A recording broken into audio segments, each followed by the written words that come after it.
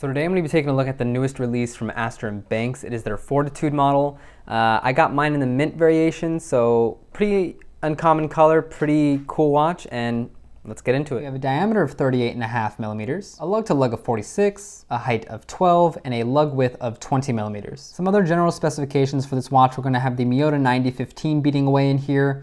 It is supposedly regulated in 4 positions. I don't know exactly if that's like by the factory or if that's by Astor and Banks themselves, but it is regulated, and mine is currently running at plus 0 seconds a day, so it is regulated well, at least in my case. We have a slightly boxed sapphire crystal there. It doesn't state what kind of air coating they use, so I'm just going to either assume none or there might be some, who knows. We also have Super Luminova X1 applied for all the lume on the dial. That is supposedly the highest grade of Super Luminova, which is nice to see. We also have a screw down crown with 200 meters of water resistance, and kind of the claim to fame, other than all the other good specifications for this watch, is that we have some iron plates within here that allow it to have 250 Gauss of basically anti-magnetic protection. And that's kind of nice to see. ISO standard is about 60 Gauss, so this is quite a bit more than that. So this will be able to handle any everyday task with ease, and it's just nice to have that little extra protection sometimes. So moving into the dial, and I think this is one of the most interesting points about this watch, or at least this colorway. We have this nice, beautiful mint dial, and I do think this one leans a little bit more green than like a blue, so it's not really like a turquoise, it is very much so a mint. As we can see with all the lume, it kind of leans green because it is a Super Luminova. If I bring something very white in here, like this Archer strap, you can see this leans a little bit more green. Overall, I don't hate how it looks on this watch in particular because of the green leaning tone of the dial itself, but I still would have preferred probably an actual white lume. Looking a little bit more generally, we have these kind of like pseudo sword style hands with a nice kind of split down the middle to give them a little bit more angularity, a little bit more dimension. We also have kind of just batons for all the markers, half baton at 6 because you got to fit the date window in there, and a double baton at 12. I do really like how they put the date at 6. It keeps the symmetry going. I think it looks nice. More companies need to do it. And just overall, I think this is a really, really clean watch. The kind of seconds track is on the outside, and it looks a little bit more complicated, but it isn't super apparent at every angle, which is really nice. You can kind of just see the longer ones at some angles. So it looks a little bit more cleaner than it necessarily is. We also have basically this kind of little cutout in the dial here that gives it a kind of sector feel to it. And last but not least, I think I really like how they kept the text minimal. It's just Astor Banks up here, Fortitude, 200 meters automatic. I can kind of do maybe without one of those lines of text there, or at least the 200 meters or the automatic, or honestly, Astor Banks and Fortitude would have just been fine. But, you know, it is what it is. I think it still looks clean, it still looks nice. One thing to note before I move on, all these indices, the hands, everything, I think you can tell by now, but they're done in this kind of gunmetal gray. I don't know if it would have looked better in stainless steel, but I don't think it looks bad as it is applied here. So taking a closer look here, we can see that overall, the dial is done pretty well, I think. We have this kind of nice little graining texture there. The kind of surrounds done in this gunmetal gray actually look pretty nice overall, I think. The lume fill is all done pretty decently. Overall, I do think the hands look a little bit more like dirtier, a little grungier than the actual markers do. I think it is because it's like a slightly different tone of lume. I would have preferred just to see the same tone throughout. It would have kept a little bit more of a color cohesiveness, but that's just my opinion. We can see the hands are done fairly well. It has this nice kind of matte finish to it. I think on the hour hand, you can see there's a little bit of fuzziness around that little hand there, but it is still well done. There aren't really any other imperfections that I can see on the dial overall. Just a little bit of like fuzziness associated with the coating, which I think is kind of normal. You can see we have a pretty nice step down into that date window there, which again is color matched, which is always nice to see. So looking at the case of the watch, and I think this is kind of a point of divisiveness for some people. It is quote unquote like on the thicker side. I think honestly they could have just taken that anti-magnetic kind of element of the watch out and it would have made it a little bit thinner, and I think a lot of people would have preferred that. But overall, I don't think the case wears too badly. I think there is more room to make it a little bit more ergonomic. kind of maybe beefing up the mid case and making the lugs turn down maybe a little bit more. but I don't have too much complaints with how it wears. We can see here we have a horizontal brushing on the case sides, drilled lugs, which is always nice to see. I always love watches with drilled lugs. We have vertical brushing on the lug tops here, a nice polished chamfer along the case side there. We also have a pretty flat bezel, at least from the top point of view, and this is also vertically brushed. And one thing I want to note is I think even if it all is done in the same brushed graining, the bezel itself kind of sticks out more with being just a bigger grain. I don't know if it's the surface area that's a little larger or just the way it was done, but I think the bezel can look a little harsh in its kind of finishing at times. And I think I honestly probably would have even preferred a polished bezel. So take that with what you will. One thing I do like about this bezel is it has a nice kind of domeness to it, a kind of circular nature along the edge here. I don't know why they kind of just made it very harsh and flat on top. I think it would have been nicer if they carried out this nice gentle curve into the crystal. Just my opinion, I think it would have looked nicer. It would have made the watch look a little less flat, which I think it suffers from a little bit, but maybe, you know, in generation 2 they can fix that. As we can see here, the crown guards are kind of the case itself. It's integrated in. It works really well. There is kind of enough kind of clearance there to be able to grab the crown. The crown unwinds very, very sturdily. There's a very audible pop. I'm pretty sure you could hear that. If you can't, just get one because it's a really great pop. Or I'll even put it up to the mic. So you definitely heard the pop that time. Really, really sturdy feeling, really secure, and it continues into the rest of the time telling functions. There's a nice kind of audible click going into this date setting and a really nice audible click going into the time telling or time setting position. So it is a really nicely created crown. It is pretty ergonomic. It is nice to wind overall. It is easy, really easy to screw in, really easy to screw out. So overall, the kind of machining and kind of small details were executed really well here. Looking at the bracelet, and this is kind of maybe one of the most interesting parts about this watch design, and I believe this is kind of a unique bracelet design to Astor and Banks, and I think maybe, I don't know 100% if it is inspired by something, but we have this kind of fat looking Y in a way, but it is a cool look. It is different than the classic Oyster. It gives a different feel to the watch. It's almost like a little bit retro futuristic in a way. It has a really nice taper. I believe it's 20 all the way down to 16, which is really nice to see. We have a pretty secure double clasp here with a flip lock and just a regular friction fit clasp. One thing I will note is I would rather see a push button deployant because really any flip lock clasp that's not using ceramic ball bearings is kind of a pain to operate. It is pretty tight here, takes a lot of force. It is properly milled, which is nice, but the fact that it's a friction fit clasp, I don't love that. So that's only okay. We do see here we have 4 holes of micro adjustment, which is really nice to see. These are pretty small, so you are able to get a really, really good fit with this watch overall. I do like to see that there is female end links. It's going to articulate really well. And I just really do like the overall design and kind of feel that this watch gives off. And then just really quickly, the plain kind of Fortitude case back. Pretty nicely brushed, very simply done, and really nothing to complain about there. So moving on to how this watch wears. Earlier I was wearing this Solabs & Co. I believe that's how you say the name. Really fun piece, but yeah, I'll be reviewing this at some point. So here we have the Astor & Banks fitted on my 6.5 inch wrist, and I think it wears really, really well. It has a fairly constrained lug to lug distance. The diameter is not too large at all, so I think it looks nice on the wrist.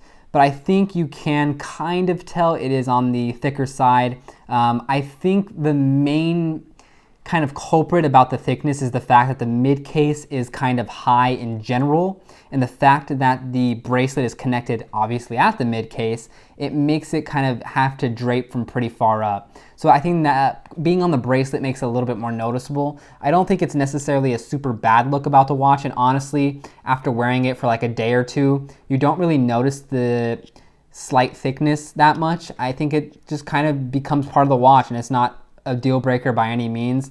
I think the watch still looks good on wrist. It still fits very nicely on wrist. Sits pretty close overall, really. And if you can see there, obviously, if you're looking straight down, it looks pretty high off the wrist.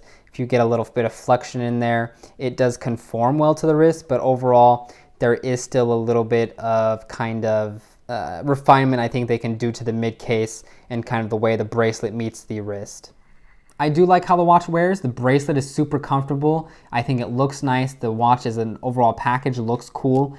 And yeah, let's move on to some other strap pairings. And before I actually put any straps on it, I guess we'll start with this arch of silicone since it's in frame. But it's really cool because this watch is the first watch I've ever come across that actually has 2 spaces for the lug holes. This one is where the bracelet occupies, and this one is if you want the strap to sit a little bit closer. Maybe you want a curved spring bar strap, or you want the strap just to sit as close to the case as possible without there being any gap. That's the spot you're going to use. Really nice to see, and on some straps it really does make a difference, so let's get some straps on it. So here we have the arch of silicone fitted at the furthest lug hole. There's a little bit of a gap between the case, nothing major by any means, and I don't think it looks bad at all. And then here we have the arch of silicone fitted to the closest hole. You can obviously tell it is much closer to the case. It looks almost integrated at this point. There is no gap at all. It is very much more just integrated into the case, really. I think it looks nice at this position, but some straps won't fit just because it is very close to the case. And there we have the white silicone on wrist. I think it looks nice. I don't think it pairs as nice as it usually does just because the lume is a little bit green leaning, but I think especially with a strap, you can kind of tell the watch, the thickness kind of goes away a little bit more. It's not as apparent because of how the bracelet was wearing, and I do think the watch overall fits well and looks nice. Here we have Astor & Banks' own nice kind of green strap that comes with the watch. I didn't even know that a suede strap came with the watch, so it's a really nice addition. And I wouldn't have initially thought this kind of dark green pairs so well with the mint, but it really, really does. So here we have the strap paired into the closest hole. As you can see, there is still a little bit of a gap there, but let me try to compare it. A lot more of a gap there when it's on the largest hole. Nothing's major by any means, and I still do think it looks good, but if we're putting it on the wrist, I do think if you end up being one of those people that just do not like to see their wrist through the strap, just default to the closest kind of spring bar hole whenever you can. But this is on the farthest position. I still do think it looks good. And then here we have this one-piece green kind of twill NATO. I believe they call it this color combo like petrol. So here we have this on the Astor & Banks. I think it pairs really, really nicely. Have it on wrist, adds a nice little bit of texture to the watch, and just a little bit of a fun combo. And then here we have this kind of like distressed Vario leather strap. The brown I think plays really well with this mint kind of green color. Again, there we have it on wrist. Pretty cool combo overall, and again, off a bracelet, I think the watch ends up feeling a little less thick than it originally does. So looking at the lume here, I think you can see it is applied pretty well. It shines pretty brightly. I was incorrect by saying earlier that the kind of hour and minute hands looked a little more dirtier, quote unquote, just because it was a different color. It is obviously not a different color. So I think that's kind of a either quality control issue with the watch or just something along those lines, because they should all be the same tone in my opinion. But overall, the lume is nice here. I even like how the seconds hand has a pretty clear amount of lume to it, so you can really just tell the time on this watch. Reluming and comparing to the Timex, I think you can see the color temperatures are pretty similar. The Astor & Banks I think looks a little bit brighter at first, and it is a pretty good application of lume. I'm not going to complain at all. So pros and cons of this watch, and of course the first one for me is going to be the sizing. At about 38 millimeters, it wears well, it looks nice, it fits well on wrist. Again, some people may be thrown off by this slight thickness of the watch, but I think it's just fine in everyday wear. So overall, the size and the dimensions of the watch are pretty nice. Other than that, I think the color is just really unique, and to be fair, all the colors for the watch. They don't have a very just standard white dial or standard black dial. They have these very kind of unique colors. They have the mint, they have the mother of pearl, they have this, instead of white, it's more like a silver. So they did like a really good job with color variation and just overall color options. And my last point will kind of be the fact that this watch is built really well. It feels nice to operate. Again, the crown unscrewing experience is probably one of the best I've had in quite a while. I don't even know what I would compare it to. It's been pretty much smoother than like Oris's that I've tried. It's been smoother basically than anything else in this price point for the most part. So it is machined well, it is built well, it looks nice. So overall, it is a good watch, but of course, it's not all rainbows and sunshine. So moving on to cons, and one of the bigger ones for me is going to be the C3 Super Luminova.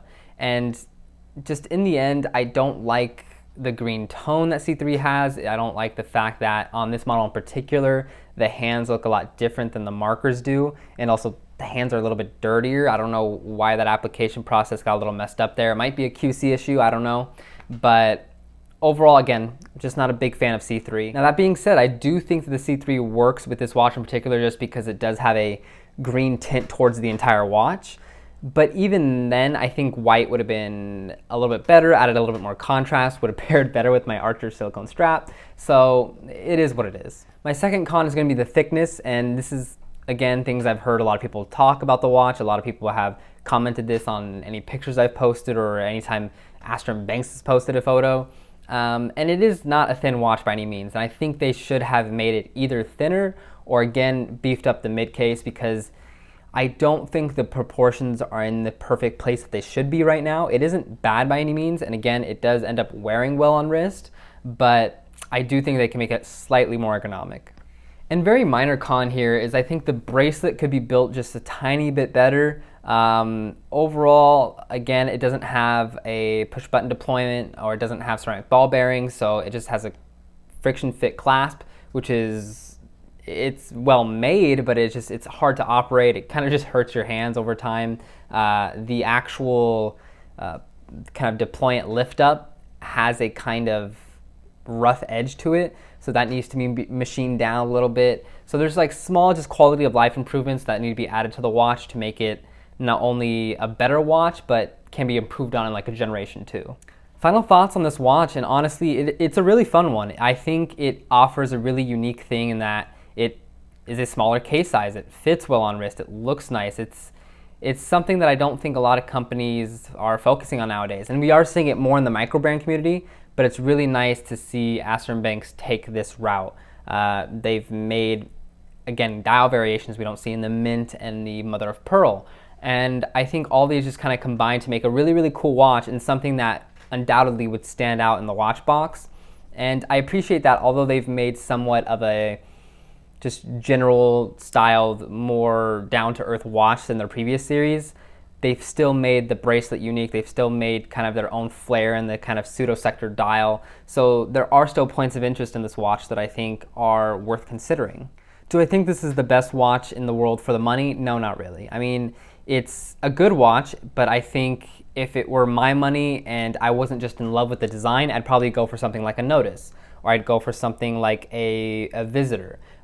This is a well-built watch, but I think there are some small QC issues and overall some small just design issues that maybe you don't blend well with. I know personally I don't love just blocky applied markers on the dial. I would prefer there to be a kind of more dimension to the lume application so that it rises above the marker itself and adds a little bit more just visual breakup in the watch.